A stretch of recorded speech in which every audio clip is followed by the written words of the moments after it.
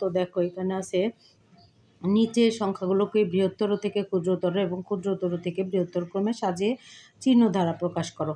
তো এই যে এখানে দেখো সংখ্যাগুলো আছে, বৃহত্তর অর্থ কি বড় আর ক্ষুদ্রতর অর্থ ছোট। তো দেখো এখানে আমি কিভাবে করেছি, এখানে দেখো প্রদত্ত সংখ্যাগুলো যথাক্রমে, তো এই যে এই সংখ্যাগুলো আমি একদম সিরিয়ালি এখানে উঠিয়ে নিয়েছি, যেভাবে উঠিয়ে নিয়েছি, নিয়ে তারপর দেখো আমি প্রদত্ত সংখ্যাগুলো বৃহত্তর থেকে ক্ষুদ্রতর ক্রমে সাজিয়ে পাই।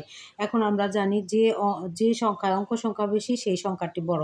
এই জন্য আমি তোমাদের সুবিধার্থে দেখো কাউন্ট করে নিয়েছি 1 2 3 4 5, এটা আছে 5, এটাও 5টা অঙ্ক সংখ্যা আছে, এটাই 6টা, আর এই সংখ্যাতে 6টা, এখানে আছে 7টা, 1 2 3 4 5 6 7, এখানে আছে 5 আর এখানে আছে 6।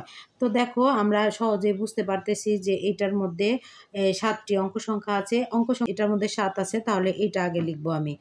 67,50,283। তারপরে দেখো এখানে আছে 6টা, এখানে 6টা, এখানে 6টা, কিন্তু এই 6টার মধ্যে আমার যা বুঝতে হবে যে কোনটায় বেশি। দেখো একক ঘরে আছে 6, এখানে লক্ষের ঘরে আছে 7, এখানে লক্ষের ঘরে আছে 8, তাহলে অবশ্যই 8 বড়, এজন্য আমি এটা লিখবো। তো এরপরে দেখো এইটা লেখার পরে আমি এইভাবে চিহ্নটা দিব, এইটার ভিতরে এই চিহ্নর ভিতরে যেটা থাকবে সেটা হচ্ছে বড়, আর তারপরে এই যে কোনায় যেটা থাকবে এটার চেয়ে এটা ছোট।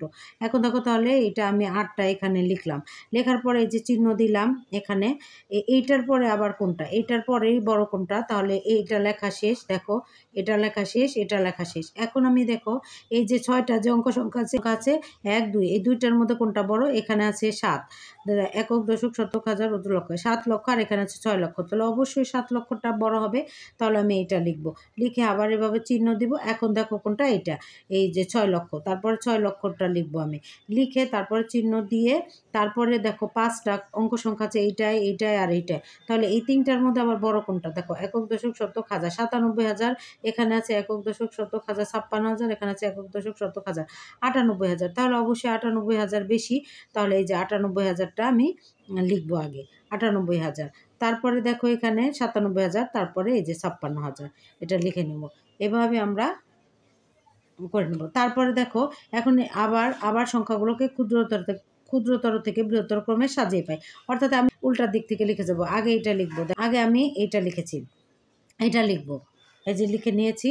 তারপরে দেখো আমি এটা লিখবো, লিখে যে চিহ্নটা এখন এই দিকে দিব, চিহ্নটা এখন আমি এই দিকে দিব, তাহলে এটা লিখবো, এটা লিখে তারপরে আমি এটা লিখবো, চিহ্ন এই দিকে দিয়ে, তারপর এটা লিখবো, তারপরে আমি চিহ্ন এটা যে দিকে দিয়ে কোনটা লিখবো, এই যে এটা লিখবো, লিখে তারপরে আবার চিহ্ন এদিকে দিয়ে আবার এটা লিখে নেব, লিখে তারপরে এই যে চিহ্ন দিয়েছি দিয়ে আবার এটা লিখব, লিখে তারপরে চিহ্ন দিয়ে এটা লিখব। সহজ, কারণ তুমি শুধু উল্টা দিক থেকে এই যে এই সংখ্যাগুলো তুমি উল্টা দিক থেকে লিখে যাবে, আর চিহ্নটা শুধু তুমি এই যে এইটা লিখে এইভাবে চিহ্ন দেবে, তারপর এটা লিখে এইভাবে চিহ্ন দেবে, দিয়ে লিখে যাবে। তো আশা করি